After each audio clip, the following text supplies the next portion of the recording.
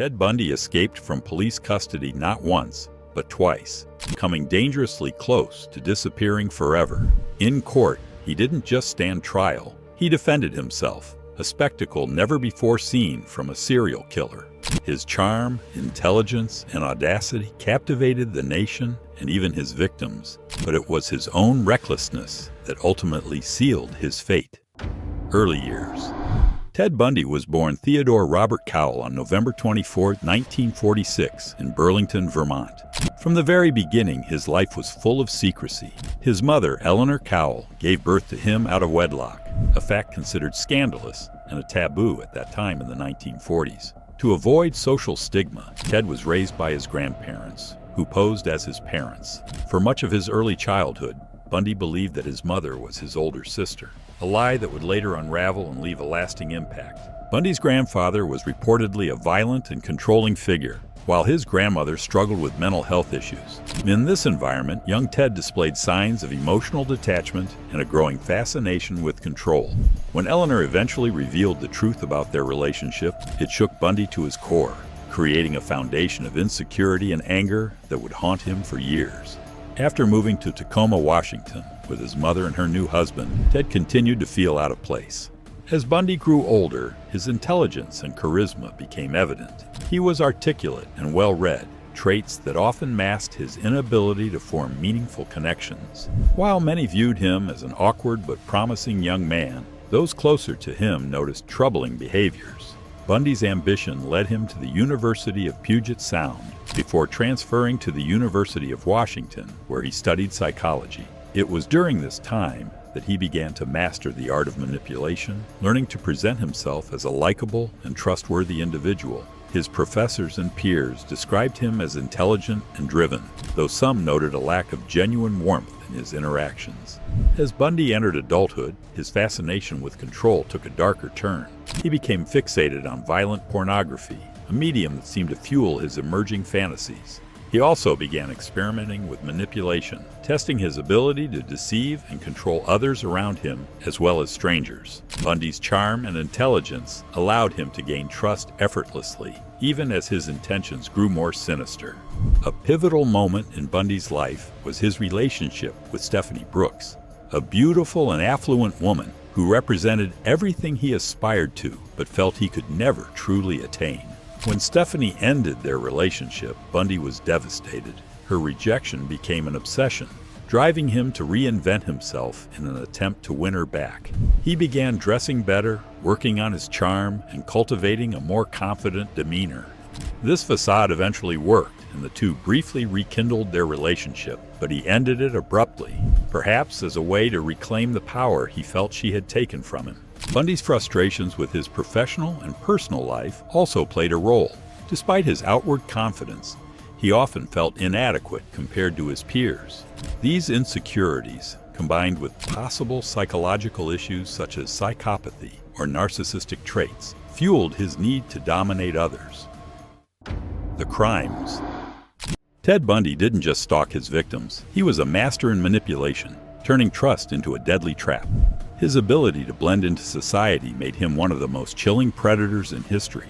What made Bundy so dangerous wasn't just his brutality, but the way he turned human trust into his deadliest weapon. He often used props like slings, crutches, or casts to feign injury, presenting himself as vulnerable and in need of help.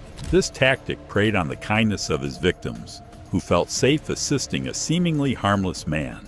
In one of his most dangerous acts, Bundy pretended to struggle with loading a sailboat onto his car, asking a young woman for help. Her willingness to assist sealed her fate. Bundy's calm demeanor and polite nature masked his true intentions, allowing him to lead his victims into isolation. He often approached women in public places like college campuses, parking lots, and beaches, spaces where his charm and good looks put them at ease. Each encounter was meticulously planned, his confidence hiding the violence that was only moments away. Before he began abducting women, Bundy's criminal behavior started with voyeurism and stalking. Peering into windows and observing women from a distance gave him a sense of control and power, an early precursor to his later crimes. Over time, Bundy escalated, moving from distant observation to direct confrontation. He would select his victims carefully, often targeting women who resembled his ex-girlfriend Stephanie Brooks. Many were young brunettes with long hair parted down the middle, a haunting reflection of his unresolved obsession with her. Bundy's approach evolved as well, moving from simply observing potential victims to physically abducting them. He would use his charm to gain trust, then overpower them once they were isolated. Parking lots, secluded walkways, and dark streets became his hunting grounds, each location chosen for its vulnerability. Ted Bundy's crimes spanned multiple states, including Washington, Utah, Colorado, and Florida, leaving a trail of fear in his wake. His signature methods, blunt force trauma, strangulation, and post-mortem rituals, exposed the depths of his depravity. Bundy often used objects like crowbars to render his victims unconscious before strangling them. Some of his victims were subjected to unspeakable acts even after death, as Bundy returned to the crime scenes to exert control over their lifeless bodies. The Chi Omega murders in Florida marked a turning point in Bundy's spree. Breaking into a sorority house, he attacked 4 women in a frenzy of violence, killing 2 and severely injuring 2 others. The brutality of these murders shocked the nation, cementing Bundy's reputation as one of history's most terrifying serial killers. Bundy's charisma extended beyond his victims. He manipulated the media and public with alarming ease. His clean-cut appearance and articulate speech led many to believe he was incapable of such horrors. Women who interacted with him described feeling at ease, even charmed by his presence. This manipulation was a calculated attempt to control the narrative, making the world doubt the truth of his crimes. Survivors who escaped Bundy's clutches described a terrifying transformation. In one moment, he was polite and charming. In the next, his eyes would go cold, and his demeanor would become predatory. These accounts revealed Bundy's ability to switch between personas, a chilling skill that made him so effective as a predator. Amid the horror of Bundy's crimes, it's essential to remember the lives lost and the communities shattered by his actions. His victims were daughters, sisters, and friends whose lives were cruelly stolen. Some survivors, like Carol Duranch, managed to escape and later played crucial roles in bringing Bundy to justice. Their bravery in recounting their harrowing experiences helped to expose Bundy for the monster he was. The trial. With the world watching, Bundy transformed his trials into a performance. What should have been somber legal proceedings turned into a spectacle, captivating audiences across the country. From his decision to represent himself to the unprecedented media attention, Bundy used every moment to shape his image and maintain control, even as the evidence against him painted a disturbing picture of his guilt. Ted Bundy's decision to represent himself remains one of the most controversial aspects of his trials. For Bundy, this wasn't a last resort, it was an opportunity to assert dominance and showcase his intelligence. Despite being a law student rather than an attorney, Bundy believed he could outwit the legal system. His overconfidence turned the trial into a stage for his egotism, with Bundy pacing the courtroom, questioning witnesses, and even his own victims while addressing the jury as though he were the star of the show. There were moments when Bundy's legal knowledge impressed the court, demonstrating his intelligence and ability to navigate complex proceedings. However, his arrogance often undermined his efforts. Bundy's need to control every aspect of his trial led to missteps that ultimately weakened his defense. His theatrics, while captivating to some, revealed his inability to see the reality of his situation. He was facing overwhelming evidence, yet he continued to act as though charm alone could save him. The media frenzy surrounding Bundy's trials was unprecedented, marking the first time a serial killer's courtroom proceedings were broadcast nationwide. Bundy wasn't just aware of the cameras, he relished them. For many viewers, his demeanor created an unsettling disconnect between the man they saw on screen and the monster described in testimony. The media's coverage of Bundy humanized him in ways that both baffled and disturbed the public. Some saw him as a misunderstood figure, his articulate speech and clean-cut appearance casting doubt on his guilt. Others were drawn to the sheer spectacle of it all. This disturbing dynamic revealed Bundy's mastery of psychological manipulation. Despite the horrific evidence presented, he managed to maintain a veneer of likability. One of the most bizarre moments in Bundy's trials came when he proposed to Carol Ann Boone in court. Boone, a former co-worker who maintained Bundy's innocence throughout the proceedings, was testifying in his defense when Bundy exploited a legal loophole to marry her on the spot. Boone's unwavering support of Bundy baffled many, but it just further proved his manipulative tendencies. Even as he faced overwhelming evidence, Bundy convinced Boone of his innocence, using their relationship to further his image as a misunderstood victim. The verdict and sentencing marked the end of Bundy's courtroom theatrics, but revealed cracks in his carefully maintained facade. When the guilty verdict was delivered, Bundy's attempts to appear calm and composed faltered. His charm, which had carried him through much of the trial, couldn't shield him from the weight of the evidence or the reality of his fate. During sentencing, Judge Edward Cowart delivered remarks that captured the bizarre duality of Bundy's character. While condemning him to death, Cowart acknowledged Bundy's intelligence and potential, famously stating, "You'd have made a good lawyer. I'd have loved to have you practice in front of me, but you went the wrong way, partner." These words highlighted the tragedy of Bundy's wasted potential, a sharp contrast to the horrific nature of his crimes. As Bundy's death sentence was pronounced, the mask he had worn for so long began to slip. The controlled, confident image he had cultivated gave way to glimpses of the predator beneath. For the families of his victims, it was a moment of justice, though the pain of their loss could never be erased. Escape attempts. In June 1977, Bundy faced trial in Aspen, Colorado, for the murder of Corinne Campbell. While Bundy's charm had often allowed him to manipulate those around him, it was his keen observation that provided an opportunity for escape. At the Pitkin County Courthouse, Bundy noticed a critical security flaw. He was often left unshackled during proceedings. Bundy requested access to the courthouse library to prepare his defense, a privilege granted to him as his own attorney. Seizing the moment, Bundy used the guise of research to execute his plan.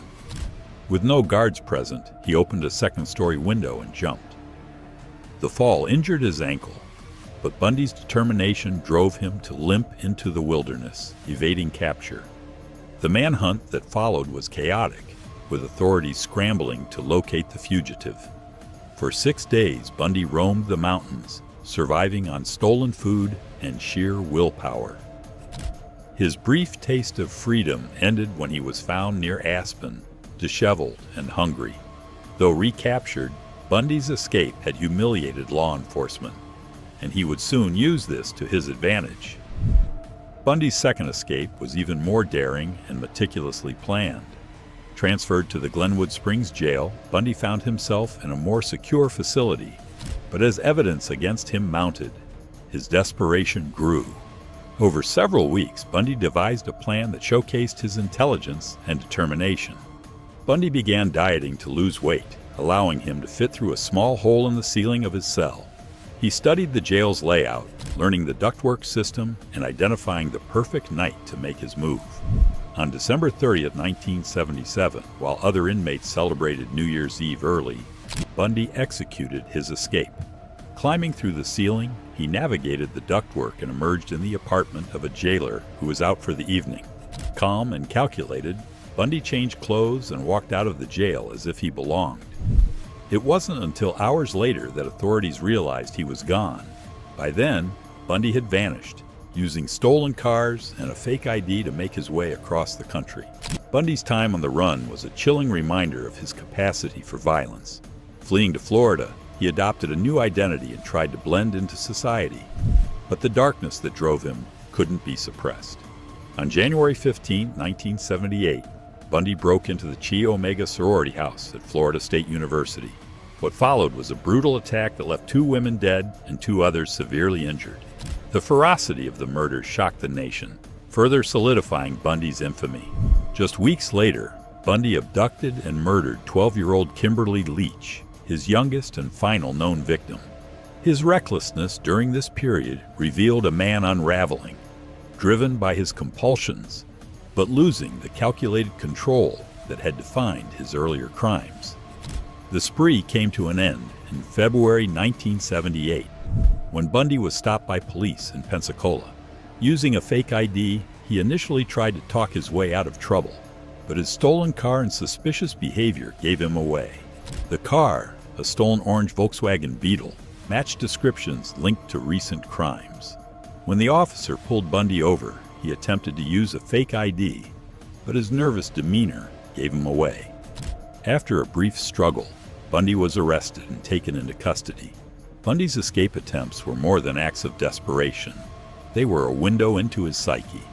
A man obsessed with control, Bundy refused to be confined by the rules of others. His confidence and his intelligence fueled his belief that he could outsmart anyone, from guards to seasoned detectives. His escape also had a profound impact, not just on his story, but on the criminal justice system itself. They exposed glaring weaknesses in security and highlighted the dangers of underestimating high-profile prisoners.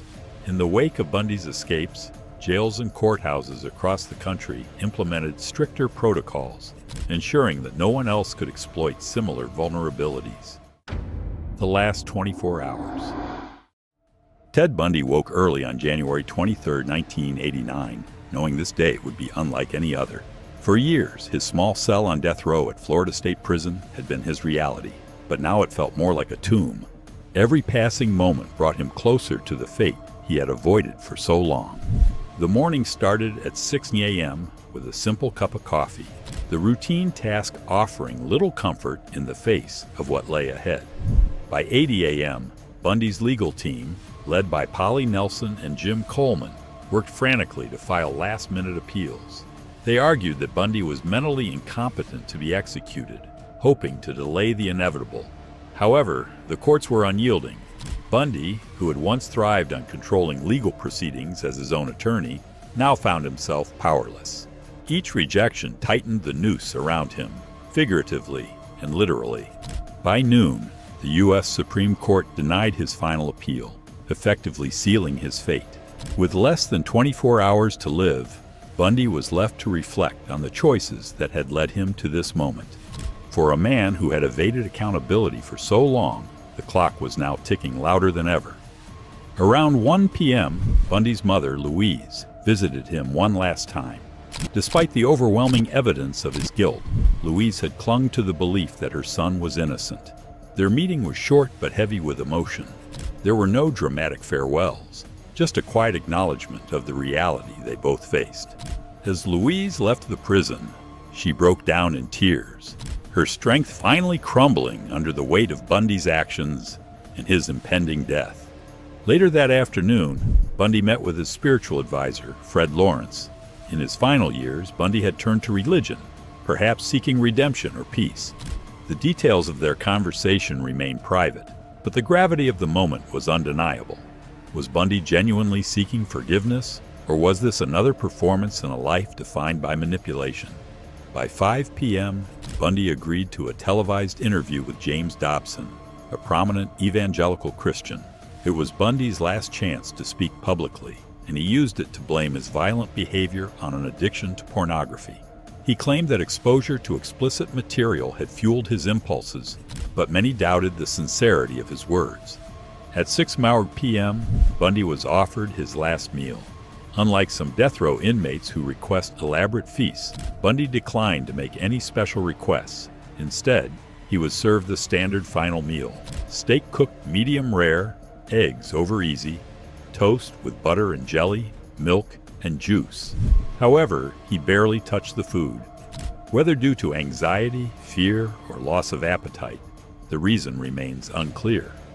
As night fell, the atmosphere around Florida State Prison grew tense. Outside, a large crowd gathered. Protesters stood alongside supporters, their chants creating an eerie soundtrack to the night. Signs calling for justice mingled with those condemning the death penalty. Inside the prison, Bundy met one last time with his attorney, Polly Nelson, and the prison chaplain. Nelson later described Bundy as panicked, his earlier bravado crumbling under the weight of his approaching execution. Sleep eluded Bundy as the night stretched on. By 1 a.m., he had been offered medication to help him rest, but it's unclear if he accepted. The sounds of the prison, the clanking of cell doors, muffled voices of guards, An occasional chants from the crowd outside served as a grim reminder of what was coming. At 6 a.m. on January 24th, Bundy was awakened for the last time. He was given time to shower and change into clean clothes, following standard protocol. Guards carried out their duties with quiet precision, knowing the gravity of the task at hand. Bundy's demeanor was described as nervous but composed, as though he was determined to maintain control in his final moments. At 6:30 a.m., prison officials arrived to escort Bundy to the execution chamber. The walk was short, but each step carried immense weight. Flanked by guards, Bundy moved through the narrow corridors, his composure masking the fear that witnesses later said was evident in his eyes. This was a man who had once bragged about being the most cold-hearted son of a bitch you'd ever meet, now facing the ultimate reckoning. At 7 a.m., Bundy was strapped into the electric chair, grimly nicknamed Old Sparky. The preparation was methodical. His head was shaved to ensure a proper connection for the electrode cap, and a saline-soaked sponge was placed on his scalp. Another electrode was attached to his leg. The room was silent except for the faint sounds of the preparations, each action heightening the sense of dread. Among the 42 witnesses were journalists, prison officials, and some family members of Bundy's victims. Absent, however, was his mother, Louise, who had agreed with Bundy that she should not witness his execution. When asked if he had any final words, Bundy turned to his attorney and spiritual advisor and said, "Jim and Fred, I'd like you to give my love to my family and friends." These were his last recorded words. At 7:16 a.m., the executioner pulled the switch, sending 2,000 volts of electricity through Bundy's body. Witnesses described seeing his body tense, his hands clenching as the current surged. Within minutes, it was over. Ted Bundy, the man who had terrorized the nation, was pronounced dead. Outside the prison, the crowd erupted in cheers. For many, Bundy's execution was not just a punishment, it was a moment of catharsis. Signs reading "Burn, Bundy, burn" reflected the collective relief of a nation haunted by his crimes. For the families of his victims, the moment was bittersweet. While justice had been served, no execution could undo the pain and loss they had endured. Ted Bundy's death marked the end of one of the most notorious crime sprees in American history. Between 1974 and 1978, he confessed to killing over 30 women, though the true number may never be known. His charm and intelligence had allowed him to evade capture for years, making his crimes all the more chilling. For many, his death was a necessary end to a nightmare that had long gripped the nation.